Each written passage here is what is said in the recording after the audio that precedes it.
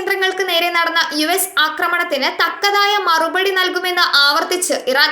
ചൂതാട്ടക്കാരനായ Trump, നിങ്ങൾക്ക് ഈ യുദ്ധം ആരംഭിക്കാം, പക്ഷെ ഞങ്ങളായിരിക്കും ഇത് അവസാനിപ്പിക്കുന്നത് എന്ന് US പ്രസിഡന്റ് ട്രംപിനെ വെല്ലുവിളിച്ച് ഇറാൻ സൈനിക നടപടികളുടെ വക്താവായ ഇബ്രാഹിം സോൾഫാഗരി പറഞ്ഞു.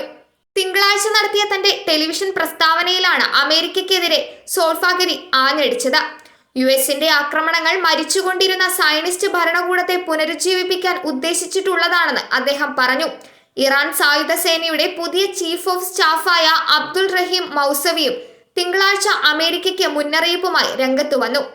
ഇറാൻ ആണവ കേന്ദ്രങ്ങളായ ഫോർഡോ, നദാൻസ്, ഇസ്ഫഹാൻ എന്നിവ ആക്രമിക്കുക വഴി ഇറാന്റെ പരമാധികാരം US ലംഘിച്ചുവെന്നും അവർ വ്യക്തമായും നേരിട്ടും യുദ്ധത്തിൽ പ്രവേശിച്ചുവെന്നും അദ്ദേഹം പറഞ്ഞു. ഇസ്ലാമിന്റെ പോരാളികളുടെ കൈകൾക്ക് ഏത് നടപടിയും സ്വീകരിക്കാൻ സ്വാതന്ത്ര്യം നൽകിയിട്ടുണ്ട്. ഇക്കാര്യത്തിൽ തങ്ങൾ ഒരിക്കലും പിന്നോട്ടു പോകില്ലെന്നും അദ്ദേഹം കൂട്ടിച്ചേർത്തു.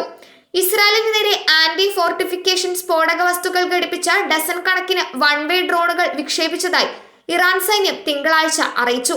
പുലർച്ചെ മുതൽ തൊടുത്ത പ്രൊജക്ടൈലുകളിൽ ഭൂരിഭാഗവും വിജയകരമായി ലക്ഷ്യത്തിലെത്തിയതായും അവർ അവകാശപ്പെടുന്നു.